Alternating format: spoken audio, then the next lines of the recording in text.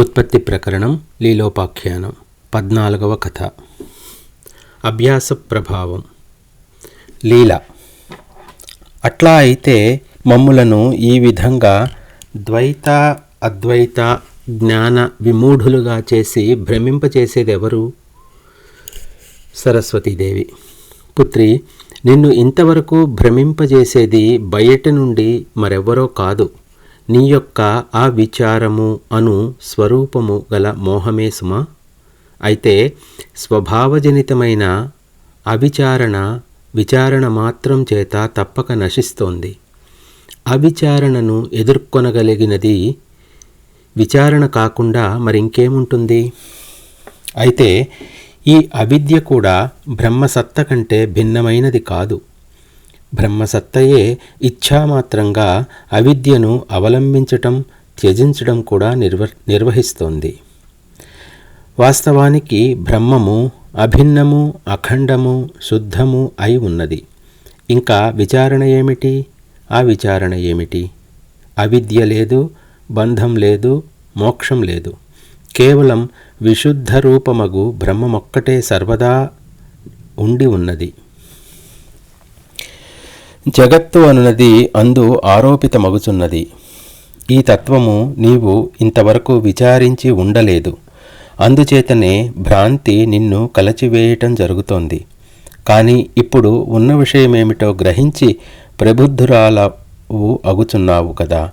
అనగా విదేహ జ్ఞానమును పొందావు, ముక్తిని పొందావు. నీయందు వాసనలన్నీ క్షీణించిపోయాయి. నిర్వికల్ప సమాధి సమయంలో చిత్తము అద్వయ బ్రహ్మమునందు స్థిరీకృతమై ఉంటుంది. అందుచేత ద్రష్ట, దర్శనము, దృశ్యములు స్వస్వరూపమునందు లయించిపోయి ఉంటాయి. అట్టి సమయంలో ఒకవేళ హృదయక్షేత్రంలో వాసనా బీజము ఒకంత అంకురించి ఉన్నప్పటికీ అది రాగద్వేషాది భావములను ఏమాత్రం ఆశ్రయించదు. సంసార కారణములైనట్టి రాగద్వేషాలు నశిస్తే స్వయంగా సుస్థిర నిర్వికల్ప సమాధి స్థితి లభ్యమవుతుంది. సామరస భావమే స్వరూపముగా కలిగినట్టి సమాధి అభ్యసిస్తూ రాగా సంసార భావన క్రమంగానో లేక వెంటనేనో తొలగిపోతుంది. అందుచేత ఓ లీల, నీవు నిర్మల పరమాత్మను అవలంబించు. తద్వారా భ్రాంతిమయమగు కార్యములు, సంకల్పములు నీ నుండి తొలగిపోతాయి. అప్పుడు నీవు మోక్షస్వరూపురాలవు అవుతావు. అవధులు లేని ప్రశాంత ఆనందమయ స్వస్వరూప స్థితిలో నిలిచి ఉంటావు. ఇది స్వప్నము అని తెలిసిన మరుక్షణం ఆ స్వప్నంలోని పదార్థములు, వ్యక్తులు, సంఘటనలు మిథ్యయే అని తెలిసిపోతాయి కదా. వాసనలు క్షయించిపోయినప్పుడు ఇక ఆపై ఈ స్థూలదేహము అగుపడుచున్నప్పటికీ ఇది అసత్తే అను బోధ కలుగుతుంది. సర్వవాసనలు క్షయమైనప్పుడు ఈ జాగ్రత్తదేహము కూడా శామ్యత్వము పొందుతుంది. అనగా ఈ శరీరము కలిగియున్నాను, ఇది నాకు ప్రియము, ఇది నా యొక్క పరిధులను నిర్ణయించుచున్నది, ఇది ఉన్నప్పుడే ఉన్నచోటే ఉండి ఉన్నప్పటికీ దీని హాని వృద్ధులను అనుసరించే నేను హాని వృద్ధులను పొందుచున్నాను అనుభావములన్నీ తొలగిపోతాయి. నేను సర్వదా శుద్ధ చైతన్యమునే. నా సంస్కారములను అనుసరించే ఈ శరీరాదులన్నీ ఉంటున్నాయి.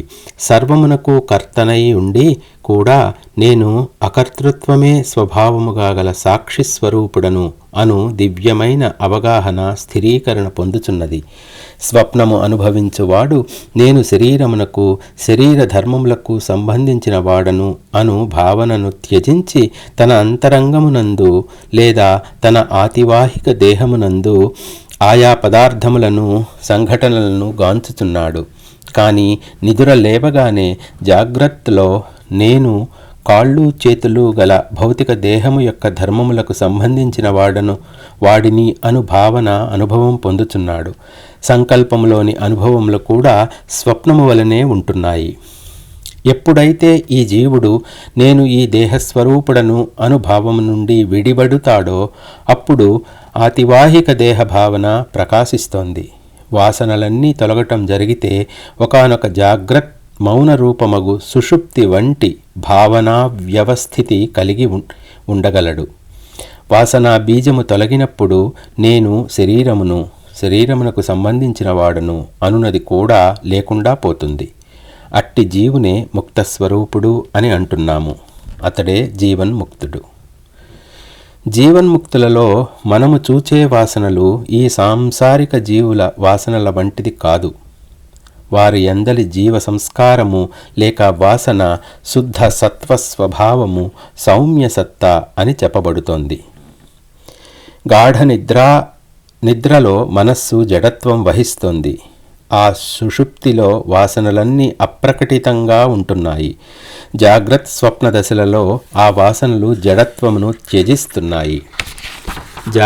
సుషుప్తులు రెండు వాసనాశూన్యములే అయినాయనుకో, అప్పుడు ఒకానొక ప్రపంచరహిత మనోరహిత స్థితి అట్టి జీవుని యందు శేషించి ఉంటుంది. ఆ స్థితినే శాస్త్రములు తురీయము అను పేరుతో పిలుస్తున్నాయి. జ్ఞానాగ్ని చేత వాసనలన్నీ నశించినప్పుడు అట్టి తురీయ స్థితి ఈ జీవుని యందు జాగ్రత్తలో ప్రకాశిస్తుంది. వాస్తవానికి ఆ స్థితి ప్రతి జీవుని వాస్తవ స్వభావమే అయి ఉన్నది. అట్టి స్థితినే బ్రాహ్మీ స్థితి లేక మోక్షస్థితి అని కూడా పిలుస్తున్నారు. ఇక దీనికంటే ఉత్కృష్టమైన స్థితి అంటూ ఏదీ లేదు. వాసనలు కలిగియుండుటే బంధము, లేకయుండుటే మోక్షము. ఒకానొకడు వాసనారహితుడై కూడా ఈ సంసారమునందు ఇతరుల వలనే యథాతథంగా ఉంటూ ఆయా కర్తవ్య అకర్తవ్యములను నిర్వర్తించుచున్నాడు. అంతరంగమున పూర్ణమగు ఆత్మభావననే కలిగి ఉన్నట్టి అట్టివాడే జీవన్ముక్తుడు. అతడు స్వస్వరూప జ్ఞాన ప్రభావం చేత సర్వసౌమ్యమును పూర్ణానుభవమును పొందుతూనే ఉంటాడు. ప్రవాహపతితంగా ప్రాప్తించుచున్న కర్మల వ్యవహారములు అతని నిశ్చలత్వమునకు ఏమాత్రమూ ప్రతిబంధకం కాదు. అతడు అంతరంగాన కొండవలే గాంభీర్యం వహించి బాహ్యమునకు మాత్రం లోకానుకూలార్థం ప్రవర్తిస్తూ ఉంటాడు. అట్టి జీవన్ముక్తిని బద్ధజీవులు గుర్తించలేకపోవచ్చు కూడా. మంచు వేడి వలన కరిగినప్పుడు తన ఇతఃపూర్వపు స్వభావమైనట్టి జలముగానే అగుచున్నది కదా. వాసనాశూన్యమైన చిత్తము కూడా తన సహజ స్వరూపమయ్యున్న శుద్ధ సత్వ స్వభావమునే పొందుచున్నది. అది తన స్థూల భావమును త్యజించి స్వభావసిద్ధమైన సూక్ష్మత్వమును వహించుచున్నది. స్థూలభావం తొలగనంత వరకు ఈ ఇంద్రియములు వీటిని అంటిపెట్టుకుని ఉండే పదార్థజాలము మరలా ప్రోగుపడుతూనే ఉంటాయి. జ్ఞానబలము ప్రబుద్ధమైనప్పుడు ఆతివాహిక భావము పొందిన చిత్తము అన్యచిత్తములలో ప్రవేశించగలదు. అదేవిధంగా ఆ చిత్తము జన్మాంతరీయములైన సృష్టాంతరీయములైన పదార్థములతో కలియగలుగు సామర్థ్యమును కలిగి ఉంటుంది. కాబట్టి ఓ లీలా, నీవు అభ్యాసబలం చేత నేను ఈ దేహమునందు మాత్రమే ఉన్నాను అనునట్టి దేహాభిమానత్వం దూరం చెయ్యి. అప్పుడు నీ యందు దట్టంగా పేరుకొని ఉన్న ఈ దృశ్య వాస్తవము, ఇది అనేక పదార్థములతో నీవు నేను నీది నాది అను అనేక వ్యవహారములతో నిండి ఉన్నది అను అజ్ఞానపూరిత దోషం తొలగుతుంది. సంకుచిత లేక పరిమిత అనుభవ జ్ఞానంతో కూడిన ఇప్పటి నీ బుద్ధి విశాలత్వమును అపరిమిత్వమును సంతరించుకుంటుంది. నేను చైతన్యతత్వమును అనునట్టి దృఢమైన స్థిరమైన అవగాహనను స్వీకరించినప్పుడు అప్పుడు ఏర్పడుచున్న ఆతివాహిక దృష్టి లేక జ్ఞానము సహాయం చేత పవిత్రమైన లోకములను గాంచగలుగుతావు. పుత్రి, వాసనలు క్షయింపజేయగల ఉపాయములనే సర్వదా ఆశ్రయించు. వాసనలు క్షయించుటచే ఏర్పడు స్థిరబుద్ధియే నిన్ను జీవన్ముక్తిరాలిగా తీర్చిదిద్దుతుంది. ఉత్తమోత్తమైన బోధ మరియు అనుభవ జ్ఞానము ఉదయించే వరకు క్రమంగా స్థూల దేహానుభవమును సన్నగిల్లజేసుకుంటూ ఆతివాహిక దృష్టి కొరకు ప్రయత్నిస్తూ ఉండవలసిందే. మాంసమయ దేహమును మాత్రమే తాకుతుంది. మాంసమయ దేహం చిత్తదేహమును గాని చిన్మయ దేహమును గాని కలయగలదా? లేదు. నీ చిత్తదేహముతో మాత్రమే ఇతరుల చిత్తదేహమును గాంచగలవు. చిత్తస్వరూపమును స్వప్రయత్నముచే ధరించవచ్చు. సత్యదేవతా స్వరూపిణియగు నేను నీపై గల పుత్రికా వాత్సల్యంతో ఈ విషయాలు చెప్పుచున్నాను. వాస్తవానికి నేను చెప్పు ఈ వాక్యములలోని సత్యము ఆబాలగోపాలం అందరికీ అంతరంగంలో తెలిసియున్నదే. కానీ స్థూల దృష్టి యొక్క అభ్యాసము ఈ జీవుని చిదాకాశత్వమును కప్పియుంచుటచే అనేకులకు తమపై తమ యొక్క ఆత్మస్వరూపంపై తమకింకా విశ్వాసం కలగటం లేదు. కనుక లీలా చిత్త శరీరమును స్వయముగా అభ్యాసయోగం చేత ధరించవచ్చు. ఆ చిత్త శరీరము ఆయా వ్యవహారములు కూడా నిర్వర్తించగలదు. వరములు, శాపములు ఇతర చిత్తాకాశములందు ప్రవేశించి ఆయా ప్రయోజనములను సిద్ధింపచేయుట మహనీయుల గురుదేవుల దేహానంతరం శిష్యులతో సంభాషించడం మొదలైనవి ఇందుకు మనకు దృష్టాంతము. ఓ లీలా, మరలా ప్రకటించుచున్నాను, విను. నిరంతర జ్ఞానాభ్యాసం చేత వాసనా సమూహములన్నీ క్షీణించగా ఈ దేహము ఇట్లా ఉండగానే ఆతివాహిక దేహము పొందవచ్చు, ధరించవచ్చు. మరణించినప్పుడు మాత్రం జరిగేదేమిటి? అప్పుడు ఈ పాంచభౌతిక దేహము ఉండదు గదా. అనగా ఆ స్థితిలో ఆ ప్రాణి ఆతివాహిక దేహి స్వరూపుడే అయి ఉంటాడు. అయితే ఈ ఆతివాహిక దేహము యొక్క ఉత్పత్తి గురించి మాత్రం ఎవరికీ తెలియదు. ఈ జనులు భౌతిక దృష్టికి పరిమితులగుటచే మృతదేహమును మాత్రమే చూడగలుగుచున్నారు. కానీ ముక్త పురుషుని దృష్టియందు జీవునకు ఉత్పత్తి వినాశనములు లేవు. అందుచేత ఘనీభూతమై కనబడుచున్న ఈ జీవన్మరణములు అనునవి భ్రమ మాత్రమే. సంకల్ప పురుషునికి పుట్టుక ఏమిటి, చావు ఏమిటి? అది మొదలే మిథ్య కదా. అదేవిధంగా జీవన్మరణములు మిథ్యయే అని గ్రహించు. సంకల్పము ఉన్నను లేకున్నను నీకు లోటేముంటుంది? నీవు సర్వదా చిత్స్వరూపమువే కదా. శరీరముల విషయము కూడా అట్టిదే. లీల. హే భగవతి, నీవు ఉపదేశిస్తున్న ఈ పవిత్ర జ్ఞానం వింటుంటే నా దృశ్య దర్శన రోగము దానంతట అదే ఉపశమించిపోతోంది. అయితే అభ్యాసము అవసరము అని అంటున్నావు. ఇప్పుడు దీనిని ఎట్లు అభ్యసించాలి? ఆ అభ్యాసం దృఢపరచటానికి నేను ఏం చెయ్యాలి? అట్లు ఆచరిస్తే లభించే ప్రయోజనం ఏమిటి? నాపై దయతో వివరించి చెప్పు. సరస్వతీదేవి.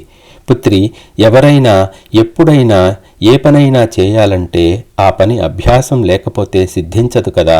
బ్రహ్మమును గురించే చింతన చేయటం, మాట్లాడుకోవడం, ప్రసంగించటం, ప్రబోధించటం, స్థిర భావన కలిగి ఉండటం అనే పండితులు అభ్యాసము అని పిలుస్తున్నారు. మహాత్ములగు వారు ఈ సంసారమందలి దోషములను గమనించిన వారై ఇందలి సత్యాన్వేషణములకు ఉపక్రమించుచున్నారు. జనన మరణ శాంతిని కోరిన వారై భోగవాసనలను త్యజించి వేయుచున్నారు. శాస్త్రములచే బోధింపబడిన అనేక విధి విధానములలో తమకు తగిన వాటిని ఎన్నుకొని సర్వదా ప్రయత్నశీలురై ఉంటున్నారు. అందుచేతనే వారు ఈ జగత్తును జయించి వేయగలుగుచున్నారు. వారి బుద్ధి నిత్యము అన్ని పరిస్థితులయందు ఔదార్యముచే సుందరంగా అలంకరించబడి ఉంటోంది. ఆ ఉత్తమ సాధకుల చిత్తము పరమ వైరాగ్యముతో నిండియుండి సర్వదా ఆకృత్రిమమగు స్వస్వరూపానందమును పొంది ఉంటోంది. బ్రహ్మాభ్యాసులు అని పిలువబడేవారు అట్టివారు అనేక యుక్తులను ఆశ్రయిస్తూ శాస్త్రావలోకనం చేస్తూ ఈ జ్ఞాతృజ్ఞేయముల యొక్క అత్యంత అభావమును పరిగ్రహించుచున్నారు. ఓ ప్రియమైన లీలా, వాస్తవమేమిటో చెప్పుచున్నాను విను. సృష్ట్యాది యందు దృశ్యము లేదు, ఇప్పుడు లేదు, మరింకెప్పుడు కూడా లేదు. అందుచేత ఈ జగత్తు గాని నేను నీవు అను పదార్థములు గాని లేవు. అనునట్టి జ్ఞానముచే బోధాభ్యాసము అని అంటున్నాం. అనునట్టి జ్ఞానమునే బోధాభ్యాసము అని అంటున్నాం. ఈ విధంగా దృశ్యము అసంభవము అని గ్రహించిన తరువాత పరమాత్మయందు ఆసక్తి స్వయముగానే కలుగుతుంది. అట్టి ఆసక్తియే బ్రహ్మాభ్యాసము అని కొందరు, భగవద్భక్తి అని మరికొందరు చెప్పుచూ ఉంటారు.